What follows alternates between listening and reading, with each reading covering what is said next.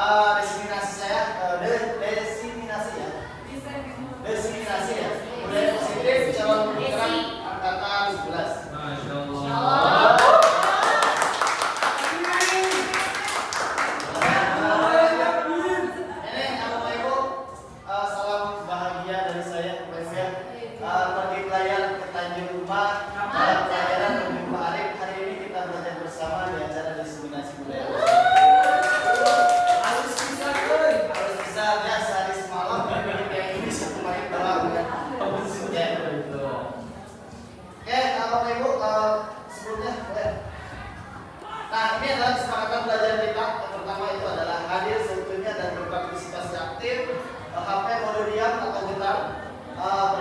Berpikiran terbuka dan saling menghargai, mengikuti desiminasi dengan perasaan gembira yang selanjutnya dalam tepat waktu. Ada akhirnya yang perlu ditambahkan, Bu? Cukup lah ya, sudah mewakili semua maksudnya ya. Oke, ini ada pertanyaan pemantik pertama ya, Bapak Ibu. Apakah Bapak Ibu setuju dengan pernyataan ini? Ya, yang pertama, hukuman dapat mendisiplinkan anak. Ada yang sepakat? Kenapa demikian, Kang Yogi?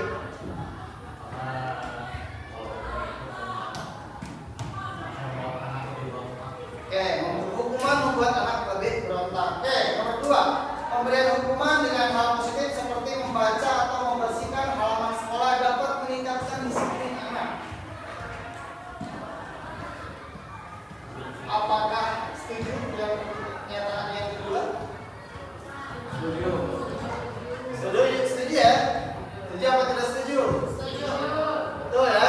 Oke, terakhir, memberi penghargaan dapat meningkatkan motivasi belajar anak. Setuju? Oke. Kalau setuju kita next ya. Oke, Bapak Ibu, topik kita hari ini adalah disiplin positif dan nilai kebajikan itu sifatnya universal, artinya bahwa menyeluruh ya Bapak Ibu ya. Yang kedua, saya akan berbicara tentang teori motivasi, hukuman dan penghargaan restitusi, keyakinan kelas, kebutuhan dasar manusia, 5 posisi kontrol, dan terakhir itu adalah segitiga restitusi. Disiplin positif dan nilai-nilai kebajikan universal. Next. Oke, ini perubahan paradigma dan teori kontrol, Bapak Ibu ya. Yang pertama, ilusi guru mengontrol murid. Jadi ternyata Bapak Ibu, setelah saya pelajari bahwa guru itu tidak bisa mengontrol seorang murid. Yang bisa mengontrol seorang murid adalah dirinya sendiri. Artinya bahwa di dalam teori ini kita akan menuntun bagaimana si anak menyadari kesalahannya, belajar dari kesalahannya, bukan kita yang menunjukkan ini adalah kesalahan Anda. Ilusi guru mengontrol murid. Yang kedua adalah ilusi bahwa kritik dan membuat orang merasa bersalah dapat menguatkan karakter. Pernah nggak Bapak Ibu melakukan kesalahan lantas kemudian disadarkan oleh orang lain karena kita merasa merasa gak enak gitu. Enggak ya? Saya pun ketika ditegur dengan cara seperti yang halus pun rasa tidak enak itu pasti ada. Itulah yang kemudian di dalam restitusi ini bagaimana kesadaran itu harus tumbuh dari dirinya sendiri ya. Ilusi bahwa semua penguatan positif, efektif dan bermanfaat. Tidak semua, kemarin juga terjadi perdebatan tuh ya. Bagaimana ketika dikasih penghargaan gitu ya. Kalau kata Bu Ella kemarin itu bahwa penghargaan itu sama halnya seperti hukuman. Kemarin saya bicarakan bahwa ketika yang juara 1 dikasih buku naik ke panggung, maka yang juara 10 tidak. Yang juara 10 itu pasti sakit hati, gitu ya. Begitupun dengan siswa. Ilusi bahwa orang dewasa memiliki hak untuk memaksa. Ya. Tidak bisa ya Bapak Ibu ya. Orang dewasa tidak boleh memaksa. Ya. Lanjut. Ya. Nah, ini stimulus responnya dari kontrolnya ini bisa dibaca saja Bapak Ibu ya. Kita mencoba mengubah orang agar berpandangan sama dengan kita. Ini juga sama tidak bisa sebenarnya. Karena setiap orang memiliki pemikiran yang berbeda-beda. Oke, lanjut aja ya. Nanti bisa.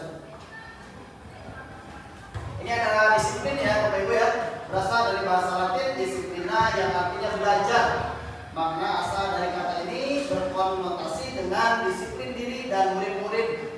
Ini menurut Socrates ya dan Plato ya, yang saya sebutkan. Jadi disiplin diri membuat orang menggali potensinya menuju sebuah tujuan apa yang dia hargai. Namun dalam budaya kita, makna kata disiplin telah berubah menjadi sesuatu yang dilakukan seseorang pada orang lain untuk mendapatkan kepatuhan. Kadang-kala kita menganggap disiplin teh cuma caranya budak nurut. Bagaimana caranya anak nurut terhadap kita? Ini rancangan awalnya seperti itu. Kecenderungan umum adalah menghubungkan kata disiplin dengan ketidaknyamanan, bukan dengan apa yang kita hargai atau pencapaian suatu tujuan yang mulia. Jadi pada hakikatnya disiplin itu Bapak Ibu bukan bagaimana seseorang itu patuh terhadap kita. Ya. Kita bongkar di slide selanjutnya.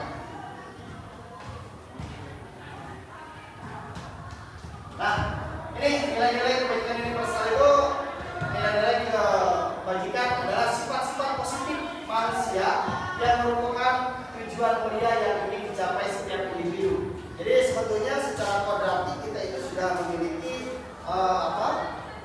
tujuan-tujuan mulia ya Bapak Ibu ya. Dengan mengaitkan nilai-nilai kebajikan yang diyakini seseorang, maka motivasi intrinsik akan terbangun sehingga menggerakkan motivasi dari dalam untuk dapat menggapai tujuan mulia yang diinginkan. Ini kata Dian Gosen pada tahun 1998 ya.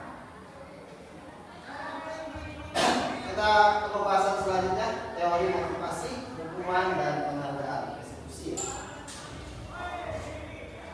Nah, ini Bapak Ibu yang kemarin kita perdebatkan ya. Jadi secara simpel Bapak Ibu, kita ada dua bagian ya. Ada motivasi eksternal, ada motivasi internal. Kalau bahasanya itu ada intrinsik, ada ekstrinsik. Motivasi eksternal itu tentunya lahirnya dari luar. Contoh misalkan saya mematahkan besar-besar bumi. Itu adalah motivasi eksternal. Tapi beda halnya ketika saya menyadari saya harus bagaimana dan saya harus seperti apa. Itu datanya dari internal, itu dari diri saya sendiri.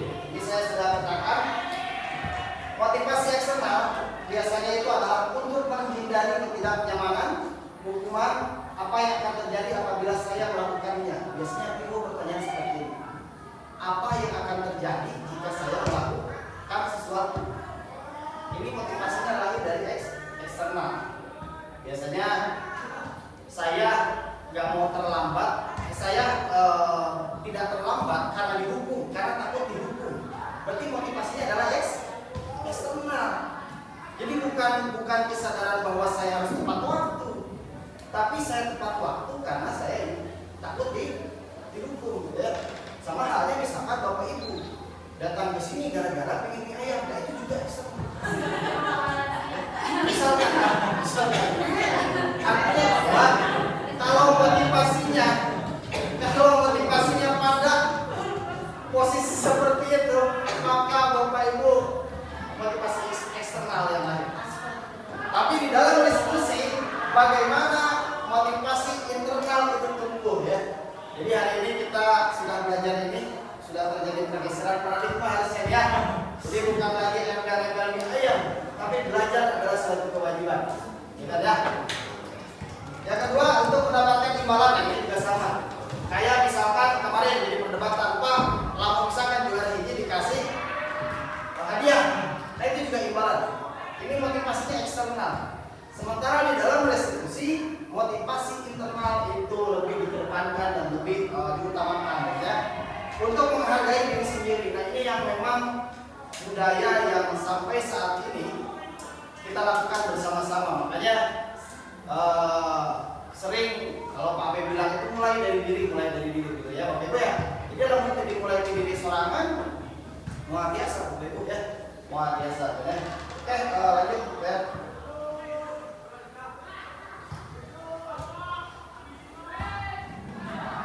Nah, merdeka menurut Ki Jatiwantara. Merdeka itu artinya tidak hanya terlepas dari perintah, akan tetapi juga cakap buat memerintah diri sendiri. Jadi artinya bahwa kemerdekaan itu Bapak Ibu bukan lahir dari bantuan orang lain, tapi kemerdekaan itu adalah lahir dari diri sendiri. Karena kita pertanyakan hari ini, sudahkah menjadi guru yang merdeka? Kan begitu ya?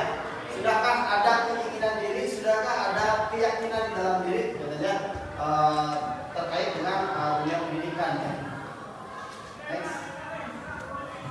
Nah, apa itu restitusi ya? Restitusi adalah proses menciptakan kondisi bagi murid untuk memperbaiki kesalahan mereka. Jadi restitusi itu memperbaiki kesalahan. Bagaimana murid itu menyadari kesalahan, bagaimana murid itu memperbaiki kesalahan mereka, akhirnya nanti murid akan belajar dari kesalahan. Ya, nanti di posisi kontrol guru ini yang nanti berperan terhadap bagaimana penyadaran terhadap siswa, ya. Oke, 9 ciri restitusi. Yang pertama, bukan untuk menebus kesalahan, namun untuk belajar dari kesalahan. Ini sudah saya sampaikan ke saya. Bukan untuk menebus kesalahan, tapi belajar dari kesalahan. Kalau kita sistemnya menunggu, Bapak Ibu, Anda tidak tulis, saya kasih dipukul misalkan, ya, atau disuruh push up, itu adalah menebus kesalahan. Sementara yang harus kita lakukan adalah belajar dari kesalahan. Memperbaiki hubungan. Ini biasanya kalau misalkan anak sudah sakit hati dengan seorang guru, maka dikaya-kaya betul ini. Betul ya? Betul. Jadi ketidaknyamanan itu akan tumbuh tatkala murid merasa tidak nyaman dengan seorang guru. Makanya restitusi itu adalah memperbaiki hubungan. Terus tawaran bukan paksaan ya. Jadi bahasanya itu Bapak Ibu bukan lagi Anda melakukan kesalahan, tapi bagaimana, apakah Anda punya solusi terkait kesalahan yang Anda lakukan. Jadi solusi penyadaran terkait masalah, solusi itu lahirnya dari siswa itu sendiri Bapak Ibu ya. Jadi bukan lagi dari guru. Kamu nggak nulis push up 20, itu lahirnya dari guru. Tapi kalau lahirnya dari siswa itu sendiri untuk memperbaiki dan untuk belajar dari kesalahan, itu no problem ya. Restitusi mencari kebutuhan dasar ya, yang mendasari tindakan. Restitusi diri adalah cara yang paling baik. Restitusi fokus pada karakter bukan tindakan ya. Jadi bagaimana restitusi ini adalah untuk membangun karakter. Restitusi fokus pada solusi. Ini yang kadang-kala terjadi di kita Bapak Ibu ya. Jadi dalam menghadapi masalah yang dicari bukan solusi, tapi dengan masalah. Pada akhirnya begitu panjang masalahnya. Makanya saya pernah sampaikan ketika di materi permasalahan sosial di anak-anak itu bahwa bagi sosial nggak ada masalah besar, nggak ada masalah kecil. Semua masalah bisa besar, semua masalah bisa kecil, tergantung mindset kita. Masya Allah. Saya pernah contohkan itu, ya. Maling pulpen itu bukan masalah kecil, bisa jadi masalah besar itu.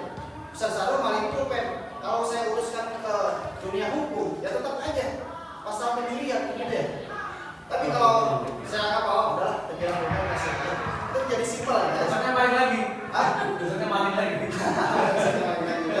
Oke, kita lanjutkan. Restitusi mengembalikan murid yang berbuat salah pada kelompoknya. Ya.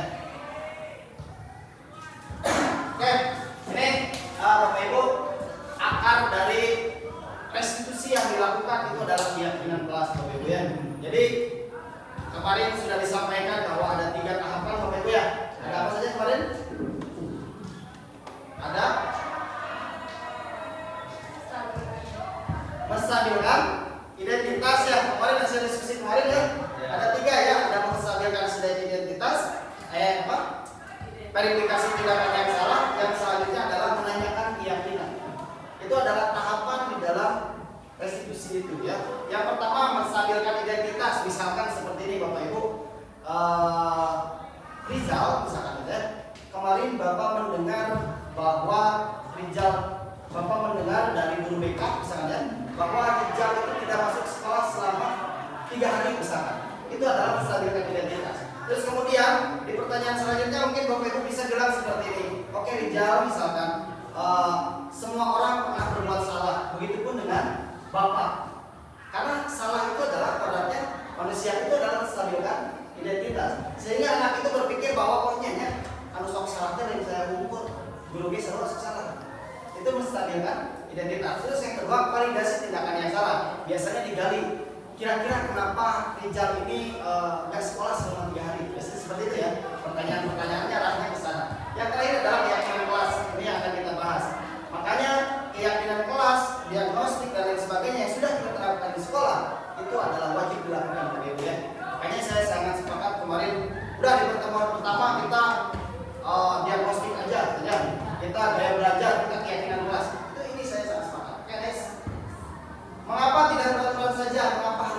keyakinan kelas. Kira-kira seperti apa?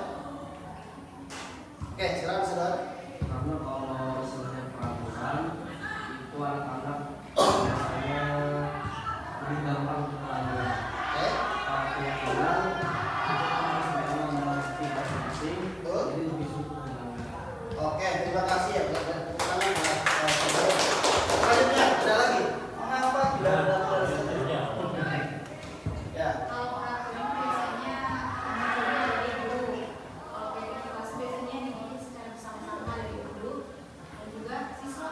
Oke, betul. Terima kasih. Bu Lini, ya betul ya, Bapak Ibu ya. Ya. Bahwa kalau peraturan itu sepihak kan gitu ya. Tapi kalau keyakinan itu kelas, kita melibatkan semua unsur yang ada di situ ya. Jadi lalu ditanya kan peraturan dia menanggung babarengan simpelnya kan gitu ya. Gitu. Nah ini Bapak Ibu, keyakinan kelas itu adalah untuk mendukung motivasi intrinsik bagaimana kesadaran di dalam diri ini lahir. Kembali ke nilai-nilai keyakinan-keyakinan lebih menggerakkan seseorang dibandingkan mengikuti serangkaian peraturan-peraturan. Jadi keyakinan kelas itu menggerakkan. Jadi bukan lagi kita mengikuti, tapi kita yang mengarahkan kemana perjalanan kepribadian kita. Kira-kira seperti itu simpelnya ya. Ini tugas guru ya, tugas murid, tugas guru, tugas bukan guru dan juga tugas bukan murid ya. Guru ini mengajar, mendidik, menjawab pertanyaan, memberi nilai, mengatur kelas, menegakkan peraturan kelas atau sekolah, menjalankan keyakinan kelas, peduli terhadap murid. Kira-kira seperti itu. Murid tugasnya belajar mencoba menghasilkan yang terbaik dari diri, bertanya jika tidak paham, mengikuti peraturan, menjalankan keyakinan kelas, mendengarkan, memaksud tugas kembali dan sebagainya. Bapak Ibu, ini hukum. Identitas ini di dalam disiplin positif ya, ada yang disebut dengan identitas gagal, ada yang disebut dengan identitas sukses. Kalau yang berbau hukuman, semua itu adalah identitas gagal. Karena tadi disampaikan oleh Pak Yogi bahwa ketika kita menghukum itu sama saja kita mengecilkan kepribadian anak itu. Woi, Anda salah, apalagi di muka umum. Saya sering sekali ya dimarahi di muka umum ya. Ada yang punya pengalaman lagi rapat misalkan di sini kan? Ada tapi saya punya pengalaman itu dan terngiang sampai sekarang. Walaupun bagi saya nggak masalah sebenarnya. Cuman dampaknya itu ada hal-hal yang negatif. Ya, ada konsekuensi. Nah, bedanya restitusi itu adalah menguatkan untuk murid anak dalam jangka waktu panjang ya. Inilah ini Bapak Ibu baca satu-satu dipelajari lah gitu ya. Oke, ini kebutuhan dasar manusia ya. Kemarin yang sudah disampaikan ya, ada 5. Yang pertama adalah survival. Itu kan bahasa Inggris artinya bertahan hidup. Makasih loh. Pertama bertahan hidup. Yang kedua adalah belonging. Belonging. Hah? Belonging. Apa belonging? Ya. Bisa doa ya? Saya memiliki Hah? kepemilikan. Rasa memiliki atau kasih sayang ya. Terus power, kekuatan, freedom, kebebasan. Terakhir adalah fun ya, happy ya, gembira ya. Tapi kebebasan itu bukan berarti bebas enaknya Bapak Ibu ya. Oke, lanjut. Nah ini 5 posisi kontrol dulu Bapak Ibu. Nanti saya referensi lebih detailnya. Ya, saya sengaja biar simpel aja. Ya. Yang pertama adalah sebagai penghukum. Tadi ya, sebagai penghukum ini suatu hal yang tidak saya rekomendasikan gitu ya. Bahkan tidak boleh dilakukan ya. Ada sebagai teman, ada sebagai pembuat rasa bersalah, teman, pemantau, terakhir ke dalam manajer. Bapak Ibu, di antara semua posisi kontrol guru ini yang saya pelajari ya, yang direkomendasikan itu adalah teman, manajer dan pemantau. Sementara yang harus dihindari adalah penghukum dengan pembuat rasa bersalah. Gambarnya juga seperti ini. Artinya bahwa ketika kita membuat si anak itu merasa bersalah, dia akan merasa kecil, lantas kemudian motivasi intrinsiknya itu tidak akan tumbuh. Pada akhirnya tadi kembali lagi, saya gele ke si eta, saya gele ke guru eta. Gitu ya Bapak Ibu ya. Artinya bahwa di dalam posisi kontrol guru. Penanganan kita terhadap siswa ini berperan terhadap kepribadiannya. Ya, next ya. Oke, ini ada sebagai boleh ditonton dulu.